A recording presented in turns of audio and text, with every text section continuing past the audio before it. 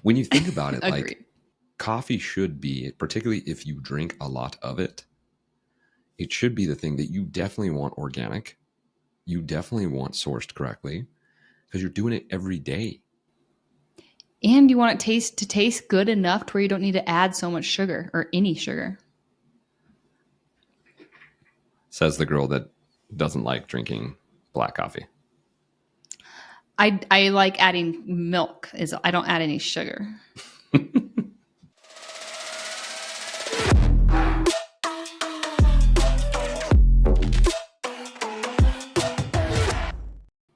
Hey, what's happening, you guys? And welcome back to the Proclivity Podcast. My name is Joel Cochran. We also have Emily Rodella. And in the background, we have Gia. You can't see her, but she's marking down. She's getting all those clips so that you guys can see the clips and be like, wow, Proclivity is super cool. I want to come work with Emily and Joel. And it really comes down to Gia. So thanks, Gia, for being our producer and capturing and getting everything. Today, Emily, what are we talking about? No idea. She has no idea. I have all the notes. I know what I'm doing. She doesn't know. This is Emily's favorite position to be in, is to absolutely have no idea and be zero prepared. Is that the truth? I'm getting used to it though. So thanks for putting the reps in for me. Yeah, it's a bold-faced lie. She just lied live. Gia, make sure to mark that. Okay, get that one. Put that one on Instagram. You guys, we're super excited that you're here today. What we're going to be talking about today is we're going to be talking how to optimize your life in a strategic manner. There's a lot of different advice out there that can get very subjective. And what we're going to do is we're going to take an objective approach to the subjective information that only you have. Because an incredible life is defined by you. There's no objective manner on how to classify an incredible life. You know that. But we were going to give you the tools to be able to find that for yourself. And here's the thing. We're going to have Emily go through it. So hopefully at some point she's wearing a sweater. Do you have a shirt underneath that sweater? Yes. Kind of. She'll most likely get a little sweaty here. And it doesn't sound like she has like a full shirt on. So we'll just hope that she keeps that on for the YouTube experience. We are a G-rated, experience. Not necessarily for kids, but let's keep it G-rated today, Emily. All right? Okay. All right, perfect. Emily, when it comes to your life, what are some aspects in your life that you love the most? Like, what parts of your life do you love the most? Outside of Dansby, we get it.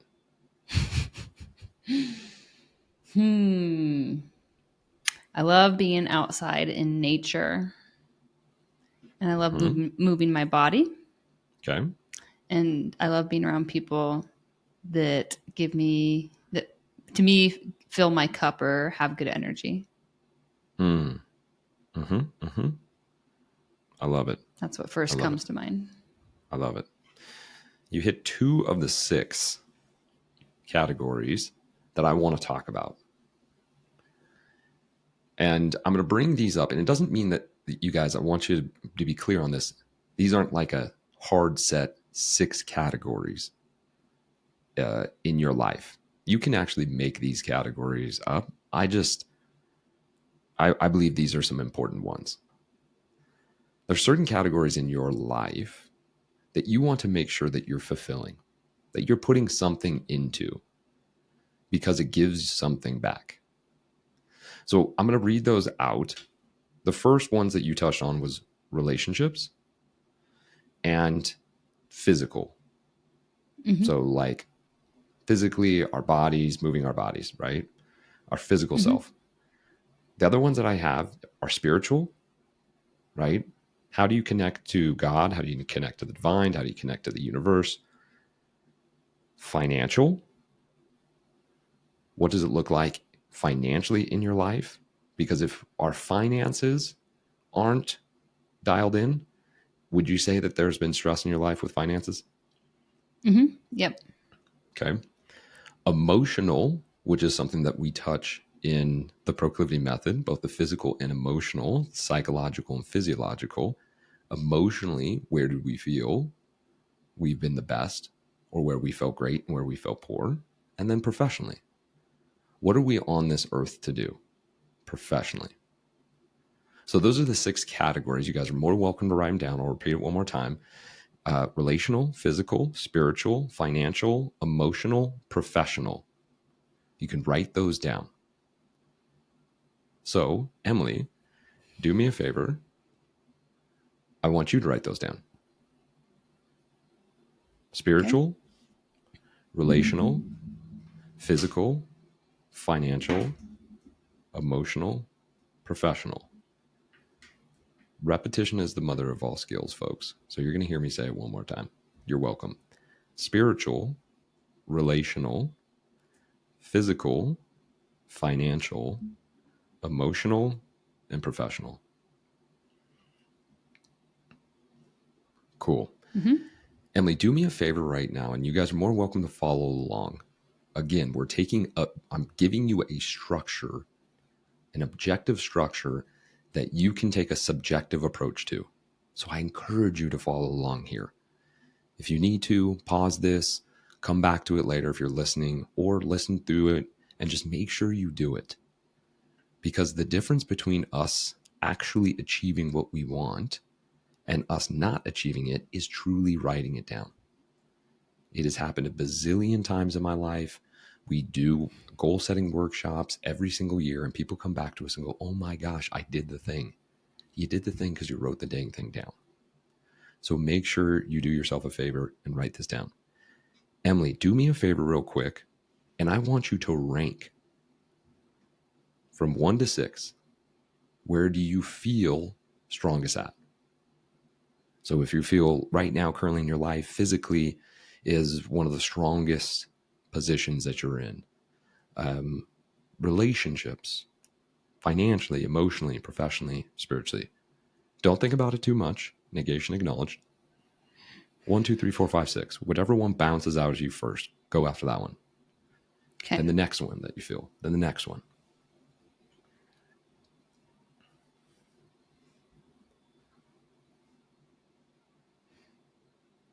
And I want you guys to do this as well.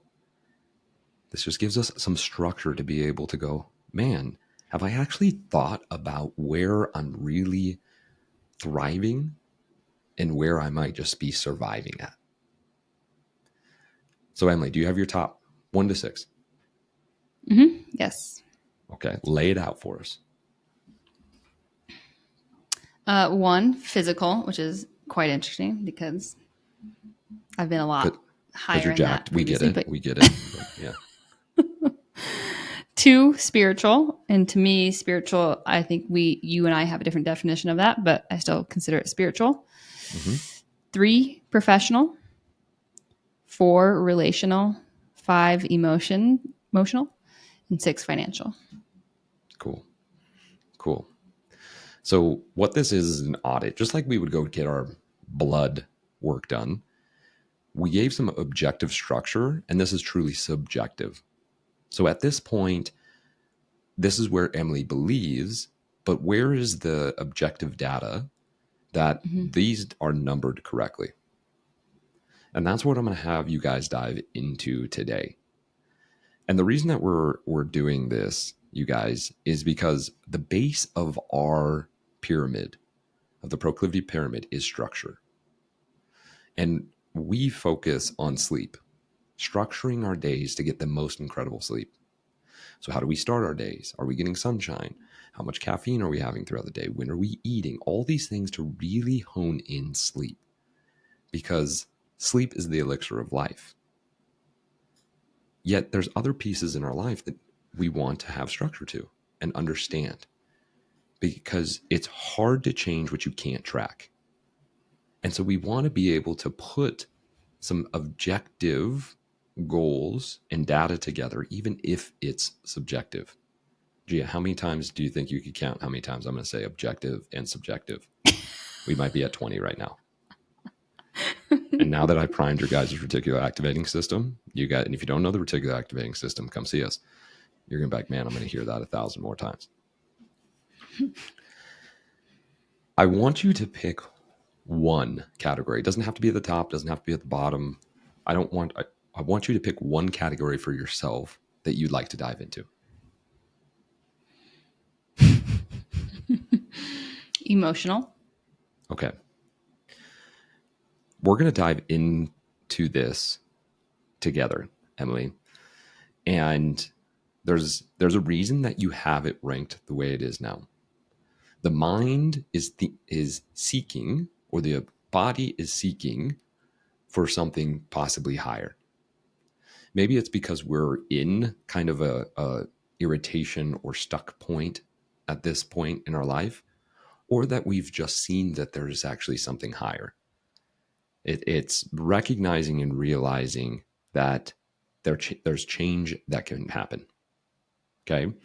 So what I want you to do here is I want you to actually think back, not what you want it to be, but I actually want you to think back where you remember where you emotionally felt like you were at a 1, right? It was at the top. I want you to think back to a time where emotionally you felt really good. Okay. Okay. Here's what I want you to do. On a piece of paper, I want you to write the emotional, right? Emotionally, emotions, doesn't necessarily matter. And I want you to do this. You have 2 ways you guys can do this. You can list it out and you can write it out. You can do both.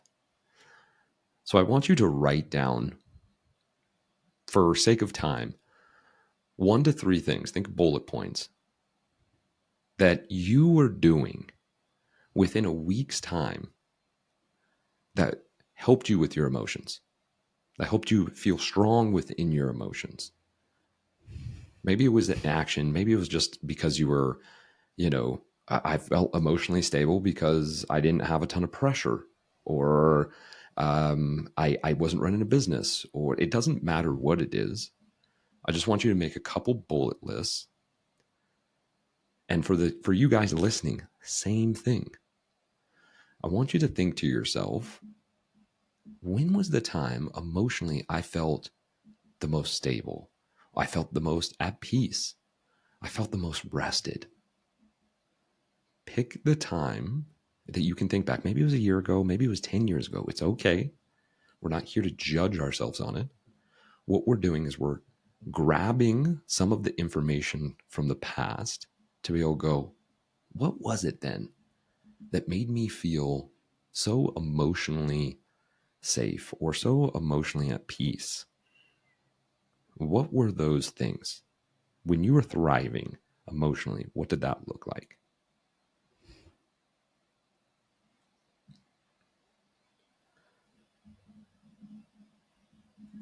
And this could take some time, you guys. And we're doing this live, like I said. And Emily had no idea what we were doing. Zero preparation. That's the way I wanted it. Okay. I Okay. got it. Emily, do me a favor. Let us know. What do you got written down there? There was less pressure. So I didn't have kids. I wasn't married. I didn't have as much of a financial responsibility. So there was less on my plate for all of those. So in the relational, in the financial, Mm-hmm. in the professional, there was less of. Okay, so what is that saying to you? For you? Did I have a lot added on? Correct. There's been more time that has been given to different areas or different categories: Mm-hmm. relational, professional, financial. Correct? Mm-hmm. So, looking at that, we're starting to get some information of, man, time and space is really important for my emotional well-being. Is that correct? Yep, that was my second bullet point, was I had more daily time to either move or have time for myself. Oh, okay. You had more. I thought that was all of them. No, that was one category. One bullet Okay, point, I should one say. bullet point that you named off a multitude of things. That's great. Yep. Okay, cool. That sounds about right. Do you have any more bullets that we should know about? One more. Okay, great. Let's talk about that one. I was surrounded by supportive people. Cool. So, what was the second one again? More daily time for myself or to move my body. Me time, I'll call that. Got you.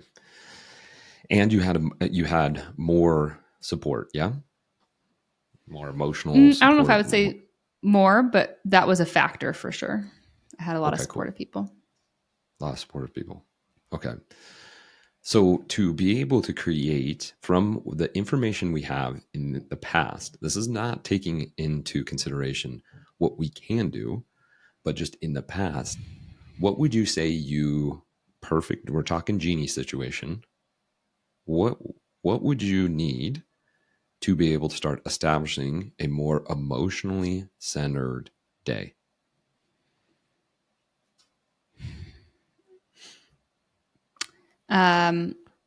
More time for myself for sure. So looking at my daily structure right now, um, it's interesting trying to pick and choose, but I spend a lot of my time in the professional space, right? Um, so that would be a big one. Mm-hmm. But yeah, that'd be the biggest I can see. Okay. So the biggest one that we're looking at is that if we managed our professional time better, it could leave for Mm-hmm. more space for the emotional. Yes. Okay. Why don't, and these are the questions I want you guys to be asking yourself as well. Why don't we have, let me revert that. Why are we putting so much time into the professional? For the financial. Okay. Why do we why do we need the financial?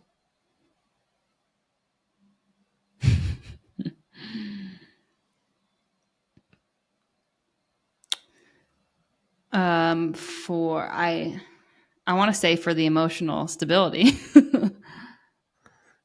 And here's the loop. Yeah. Here's the loop, folks. And this is why I'm just touching one, but you can see where all of them can intersect.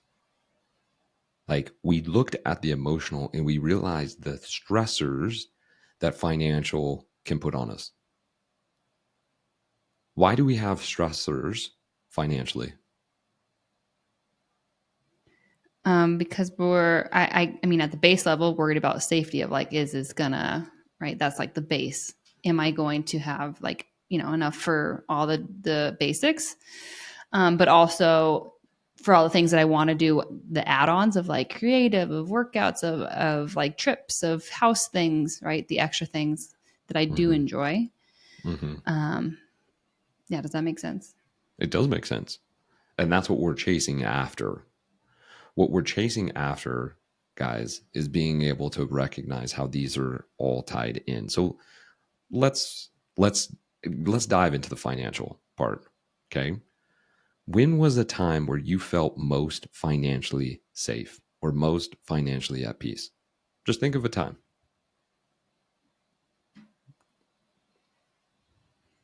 Okay. Okay. Explain that time for me. Goes back to the same reasons. I didn't have as much responsibility. No marriage, no kids, that's for sure. That's a big one. Mm-hmm. Um, and I wasn't like, my goals weren't to buy a house. right? Or thinking about that kind of stuff, Mm-hmm. like long term. Mm-hmm. Mm-hmm. And when you weren't worrying about the house payment, the car payments, making sure Mm-hmm. I have enough money for food, retirement, so on and so forth, there was less stress. Mm-hmm. Yes. And then we go back to, okay, well, then why did we want the house, the cars, the retirement, and so on and so forth?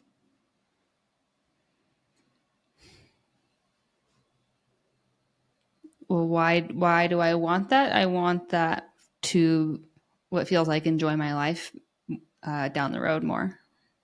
Mm-hmm. Mm-hmm. And what does that look like? Oh, I'm kidding. Are you feeling sweaty yet? No, I just feel like I know where you're going, and it's a circle. Oh, look at her outthink me, folks. That sounds strange? What was the question? But I like went down a train of thought. I'm Yeah, like, you oh, well, did. if I'm looking towards that, but I feel like stressed, then what's the point? Right. Financially, I mean, what does that look like for you? Financially, right? Mm, We were talking about like, oh, not having to worry about the finances because I have the car and I have the, the clothes and the house and the so on and so forth. hmm. Yeah, it's to have all the like, yeah, the car payment, the house payment, and to be able to have more of a buffer zone to buy the random thing that can, whether it be a vacation, whether it be an investment in a house, or right, the extra things is what I like the bonus things is what I call them. Room for that without worrying or thinking so much about it because I don't have it. Mm-hmm. Mm-hmm. Mm-hmm. Does financially do we need to make a lot to feel financially safe? I don't think so. What is financial safety to you? Like I feel like I have that right now. I have that right now. So again, a roof over my head. I'm eating the healthy foods that I want to be eating. I'm able to work out because right, that can be free. I could just go for a run, but I also have like a home gym, which is awesome. Mm-hmm. For some people, that's the gym membership, right? Yeah. Um, and then it goes to me like, then I start thinking of my kid and family, right? Can they do the baseball thing or like swim lessons? Can we go on the family vacation once or twice a year? Mm-hmm. Mm-hmm. And so the base level of like survival and like, are we happy in our home? But then also the extra things would be the next step Mm-hmm. for my kid and family. Mm-hmm. Mm-hmm. Again, guys, we can see how all of this kind of starts tying in and being able to really ask the question, what is financial safety to me? What is Mm-hmm. emotional safety to me?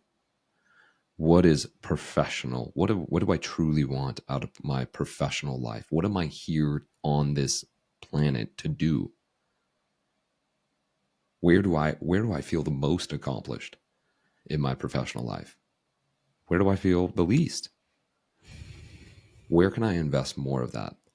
And you can see just with Emily how difficult this conversation is just in general. Are you saying that, would you say that this is kind of a like a hard, it's not like a super simple easy conversation? Correct. Yeah. Makes me think of a lot of different things. And emotionally, how are you feeling right now? Emotionally, I feel good. I feel at peace. Not like joyful and excited, but not super sad or frustrated or anything. Right. Right. And so when we look at these guys, I want us to be able to take a look. And what I'd have Emily do is after she noted her 3 bullet points, I would want her to write down the story of what is the perfect. Perfect is a constraining word. What is the way that you want to live within your spiritual practice, your physical practice, your relational practice? What is it that you want that you may not currently have within your relations?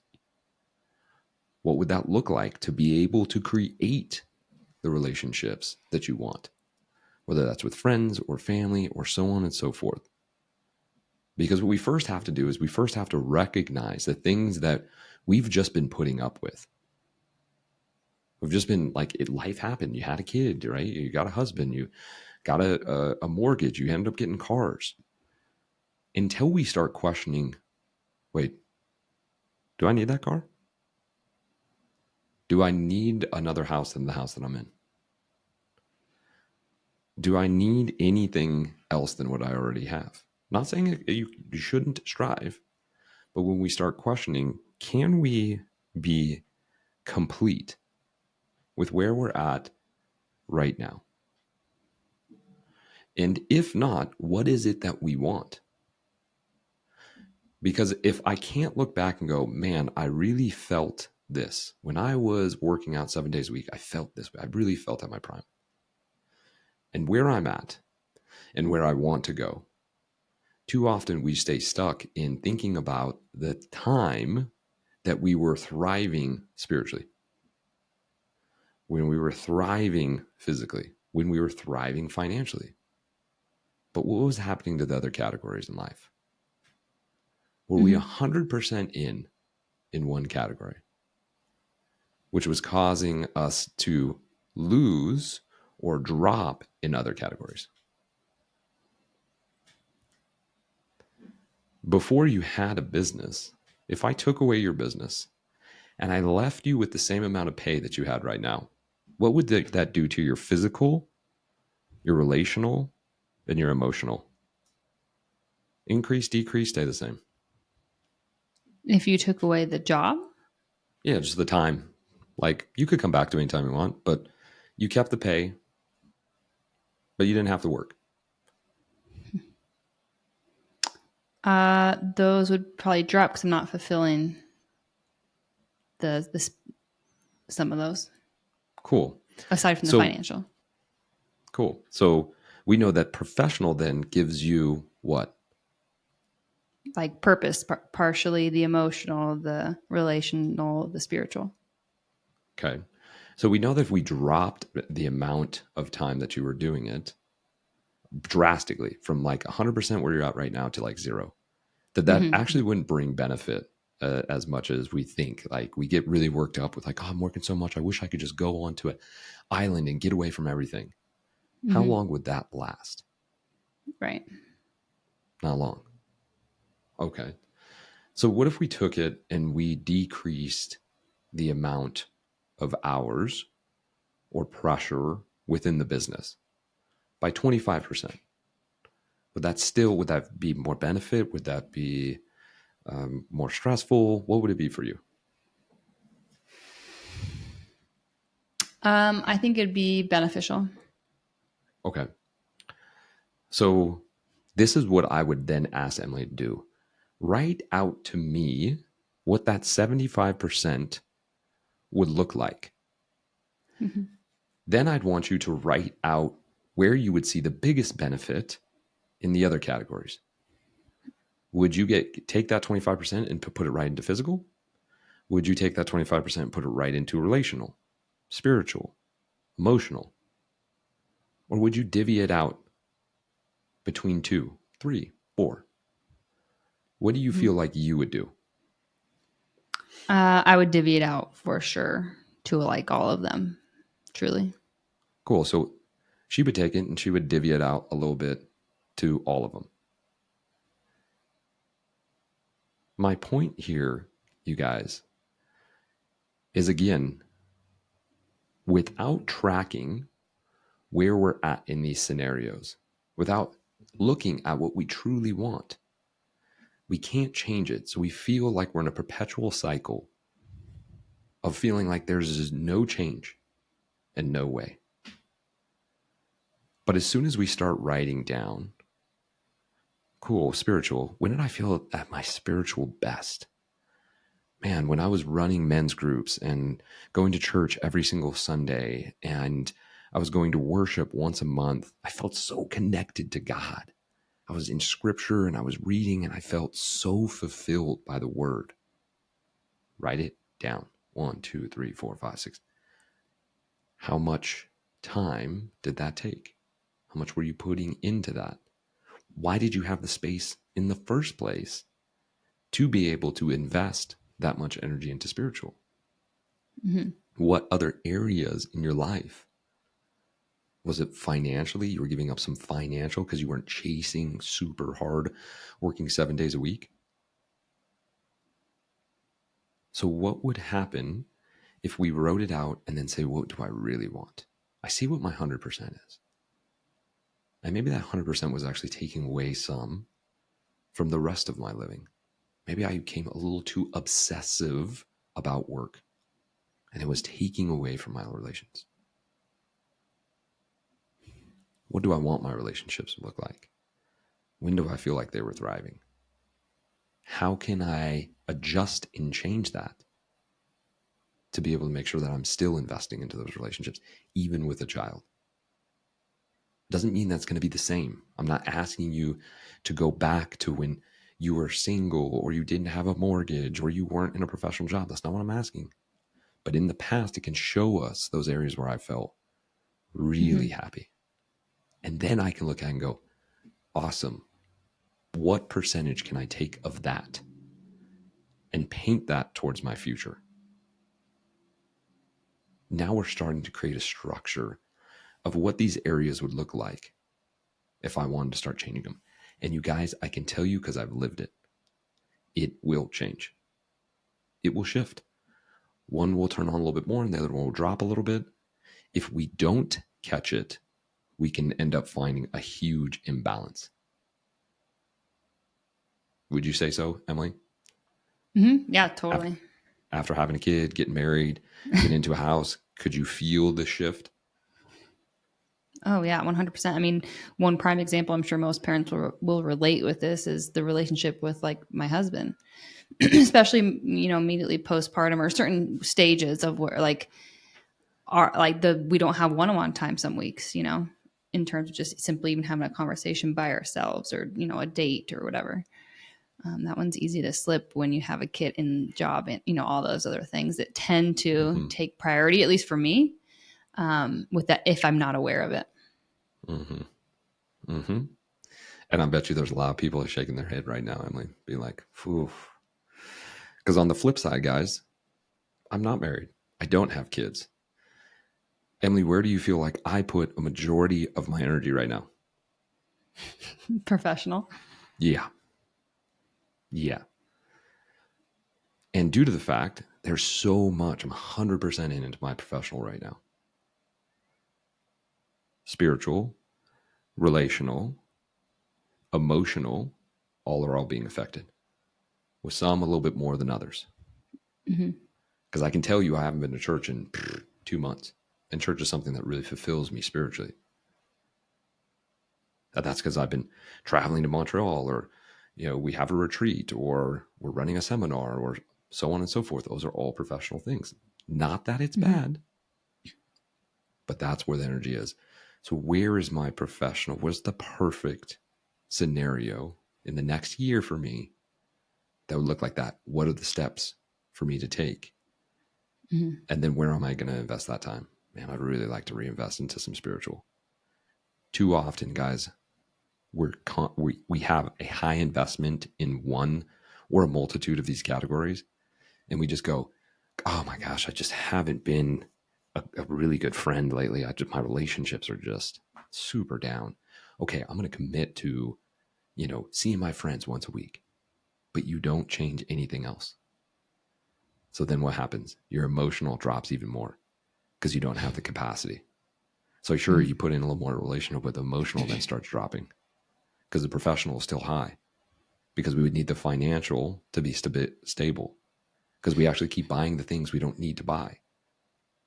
Oh, so maybe financially I need to look at, am I overstretching myself, which is pushing me professionally, which is keeping me from my relational. This is a simple strategy, guys, to be able to sit down and audit. It takes time. What are you willing to do for that? How are you willing to invest in that? Emily, what do you think about this podcast? I like it because when you first initially, started talking about, like, well, to me, it makes me face like, okay, can I be happy as I am right now? And because immediately I'm like, yeah, I want the extra things. I want to go on vacation. I want to like be able to buy clothes and like whatever it may be. But I'm like, well, that's silly if I can't be happy just because I can't have those things. Because again, at the end of the day, it's like materialistic bonuses, truly. So at first I felt a little defensive, and then I was like, no, like he's right. And so I can imagine a lot of other people having that resistance at first. So to me, it's like it's a good challenging thought to like, if you did feel that, like settle into it first and let it sit there for a minute, let it marinate. And we're going to climb the ladder, guys, when you have somebody asking you why multiple times, right? These are good times. It's a lot easier when you're just asking yourself, or you can get a call with me and we can really get into the nitty gritty of it. And it can, It's good though. It 100% it's good. Yeah. So, what do you think we should do from here? What should we do here? I think telling people it's worth the time to sit down and do this. And 100%. I think that's the hardest part for people. That's step one. Be like, oh, yeah, these are good things to talk about, but are you actually going to do it? That's right. That's right. And I'm guilty of this too, guys. I'm guilty of this too. And this is what comes down to being able to set reminders, set an alarm, put in your calendar. What gets scheduled gets done. So if you want to accomplish this, pull out your phone right now, pull out your calendar, find a time, block out an hour. After you finish this, put it up on the wall. You literally don't have to do anything else. And I guarantee things will start shifting just because you wrote it down. Try me. Actually, I'm so confident that if you do this and you don't feel like it changes in your life, I'll give you 3 coaching sessions completely on me. That's, what is that, $750? Yeah, $750. I'm giving you $750 cash. Let's go. That's how confident am I in this. So there you go. And it comes down to, we often say, you got to stand up to yourself rather than thinking like, God, I need to, because it could be the 2-minute walk. I was just talking about this with the client today. Like, you can take a 2-minute walk in the middle of your day to give yourself a little breather. And it usually comes down to saying, oh, no, I can do this for my health. Like, I need this actually. And so sometimes it's standing up to yourself. Good old psychological. What's the identity that we carry into this world?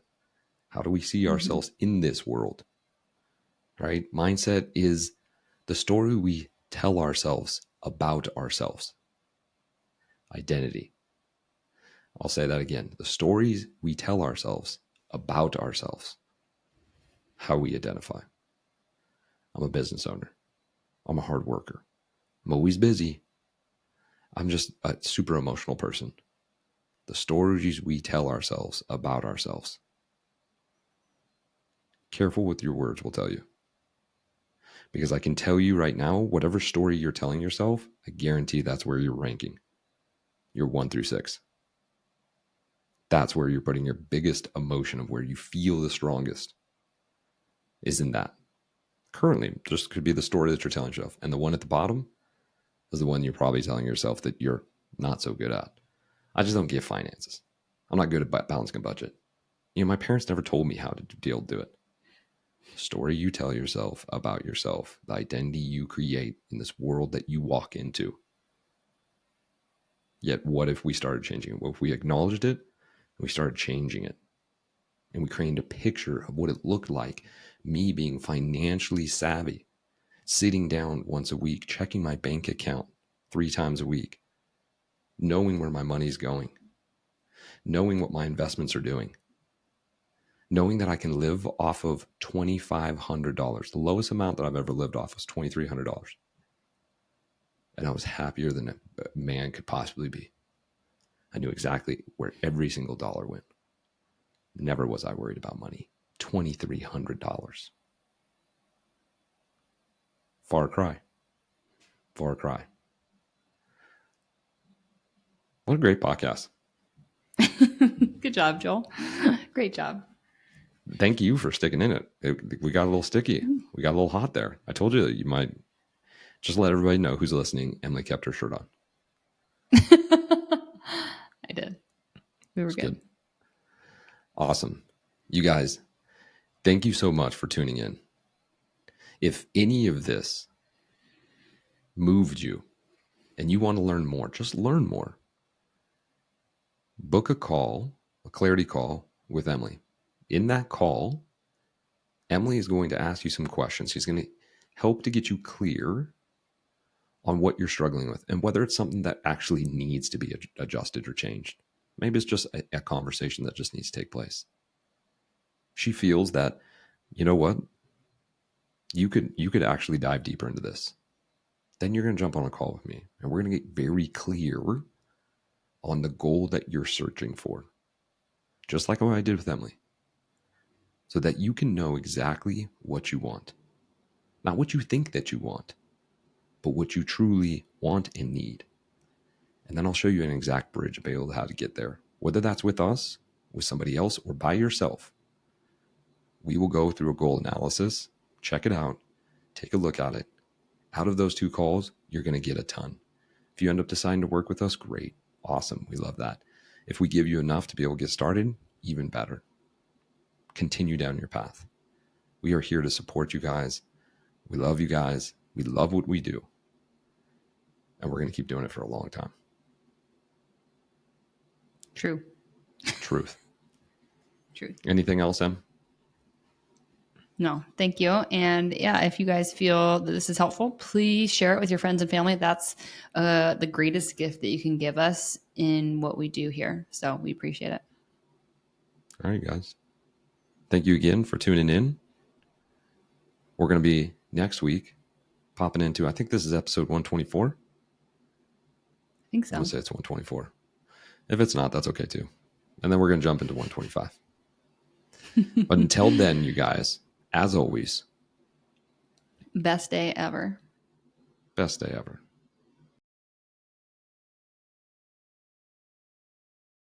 Emily. Joel. You get 2 options. You could drink from a cup for the rest of your life, or you had to drink from a straw for the rest of your life. Which one would you do? Like you'd sip it from a cup, or you'd always have to drink every fluid through a straw. Sip from a cup. I feel like that's like a duh one. I don't know. Do you have a straw that you constantly drink from? Yeah, but I only. Yeah, you'd never be able to drink from that straw ever again. Milkshake. That's never fine. Again. That's fine. I'd prefer the other for sure. Drinking from the cup. Mm-hmm. Yeah. So here's the real question: do we actually need straws in life? They do make some things easier, more efficient, in my opinion. I can only imagine what the carbon footprint would be if we got rid of all straws in the entire world. It's a big thing in the coffee world for sure. I mean, just soda world too. Yeah. Just drink it, folks. Oh, my teeth are going to get yellow. Brush your teeth. You'll have less wrinkles if you don't drink from a straw. There you go. That makes a lot of sense. All right. That's it. You guys, if you want to leave a review about whether you would drink from a cup or a straw, feel free to. Give us 5 stars. That's what we'd appreciate. If not 5 stars, please don't leave a review. It's as simple as that. Anything else? Nope. Well said. Thank you. Goodbye. Bye.